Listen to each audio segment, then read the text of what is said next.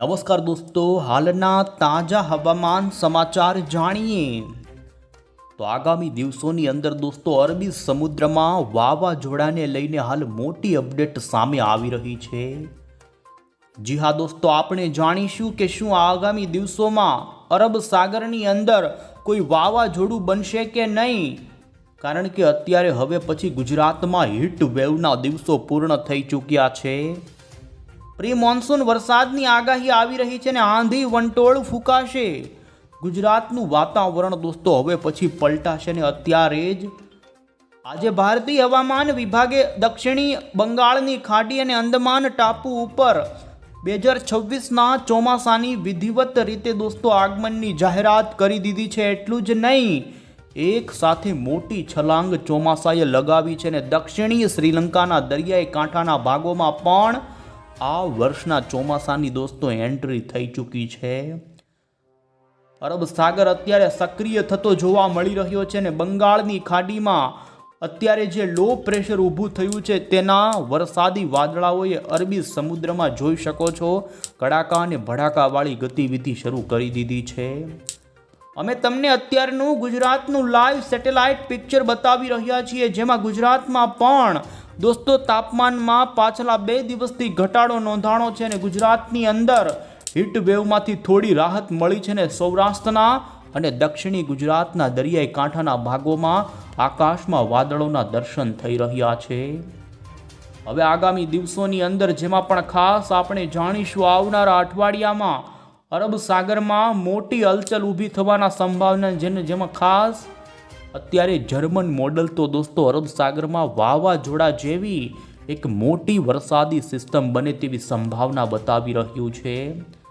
આપણે જાણીશું, ખાસ આજના વિડીયોને દોસ્તો અંત સુધી જોવાનું રાખજો, જેમાં જોઈશું કે અત્યારે આવનારા દિવસોની અંદર 17, 18, 19 તારીખથી લઈ ગુજરાતના કોઈ વિસ્તારની અંદર વરસાદની સંભાવના છે કે નહીં, કારણ કે વરસાદ ચોમાસું બેસતા પહેલા ગુજરાતમાં આંધી વંટોળ ફૂંકાય, કેટલાક વિસ્તારોમાં તીવ્ર મેઘગર્જનાવાળા વરસાદો આવતા હોય છે। ત્યારે આવનારા દિવસોમાં કઈ તારીખે વરસાદ અને વાવાઝોડા જેવી સ્થિતિ ઊભી થઈ શકે છે। તો એટલું જ નહીં, આપણે જાણીશું ગુજરાતમાં વિધિવત રીતે ચોમાસાનું આગમન ક્યારે થશે। હવામાન નિષ્ણાંત અંબાલાલ પટેલની આગાહીની સાથે જ આપણે દોસ્તો કેરળમાં પણ ચોમાસાના આગમનને લઈને માહિતી મેળવીશું। તમામ અપડેટ જાણતા પહેલાં જો દોસ્તો તમે અમારી આ મજેદાર યુટ્યુબ ચેનલ પર નવા છો તો ખાસ મિત્રો આ ચેનલને સબસ્ક્રાઈબ કરી દેજો। સૌથી પહેલાં તો આપને અત્યારે ઉપગ્રહ ઉપરથી દોસ્તો ભારતના વાતાવરણની સ્થિતિ બતાવીએ।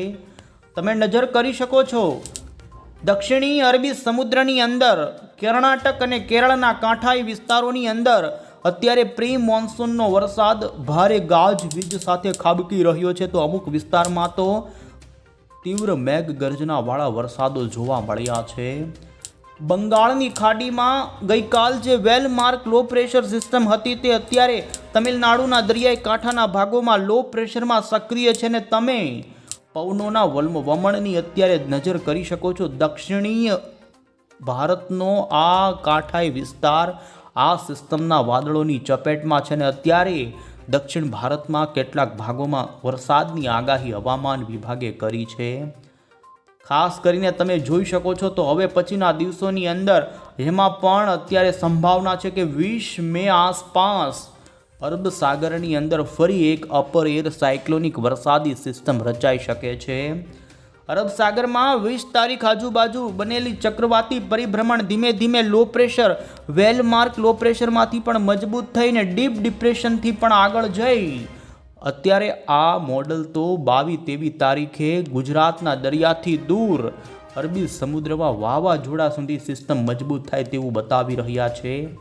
આપણે જાણીએ સૌથી પહેલાં અત્યારે હવામાનની અત્યારની લેટેસ્ટ માહિતી પર નજર કરીએ। તમે જોઈ શકો છો દોસ્તો IMDનો અત્યારે સંભવિત જે આગળના દિવસોમાં ભારતના કયા રાજ્યમાં ક્યારે ચોમાસું બેસે છે અને તારીખને લઈને ભારતનો મેપ રજૂ કરવામાં આવ્યો છે, જેમાં અહીં તમે નજર કરી શકો છો વાદળી કલરની લીટીવાળા વિસ્તારોની અંદર અત્યારે ચોમાસાનું આગમન થઈ ચૂક્યું છે।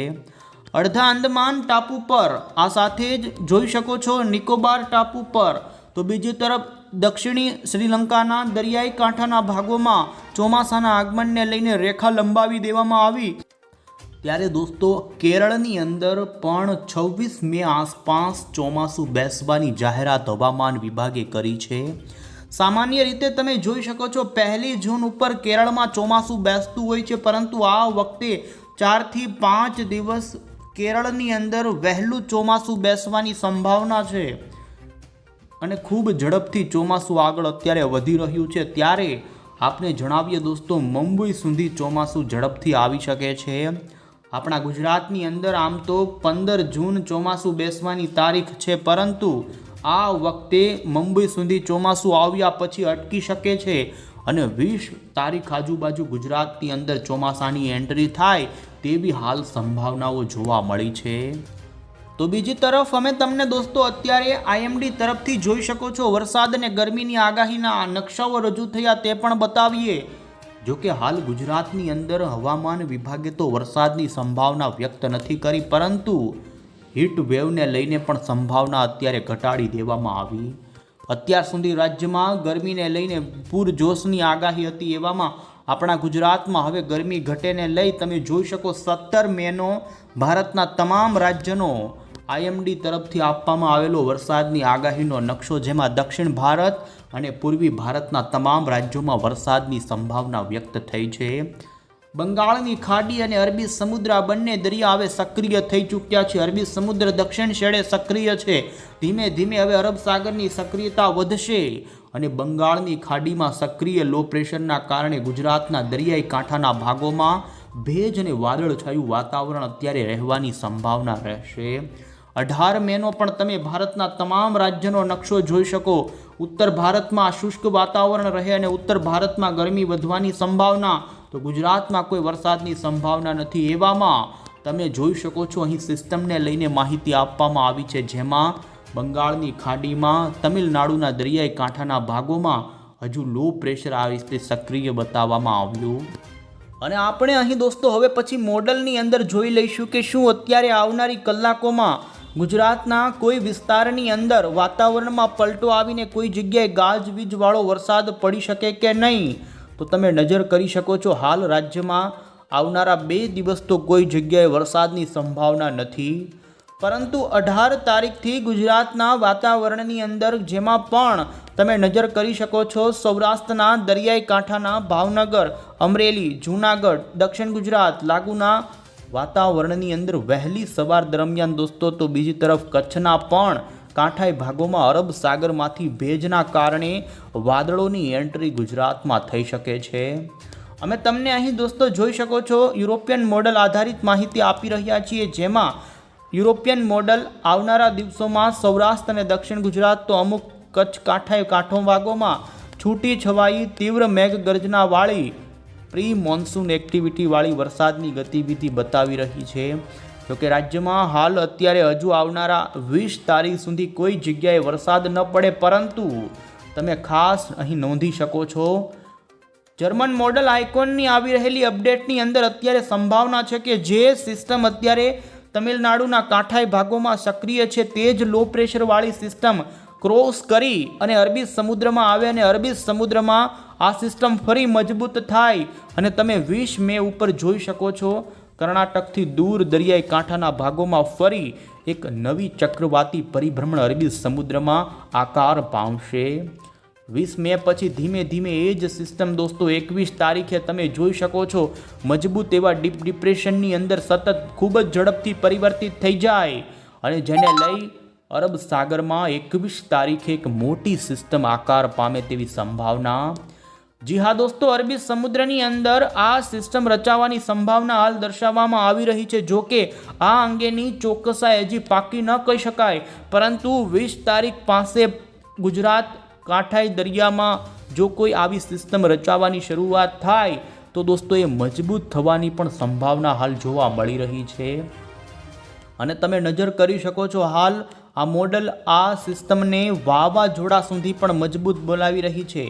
અહીં અમે તમને બતાવી રહ્યા છીએ જે વાવાઝોડાની અંદર પવનની ઝડપ જોઈ શકો છો 80 થી 90 કિલોમીટર તો 100 કિલોમીટર પ્રતિ કલાકની ઝડપના પવન સાથે દરિયામાં તોફાન ઊભું થવાની સંભાવના છે ને અત્યારે જેનો માર્ગ આમ તો વાવાઝોડું દોસ્તો ઓમાન દેશ ઉપર જો બનશે તો ફંટાઈ જશે.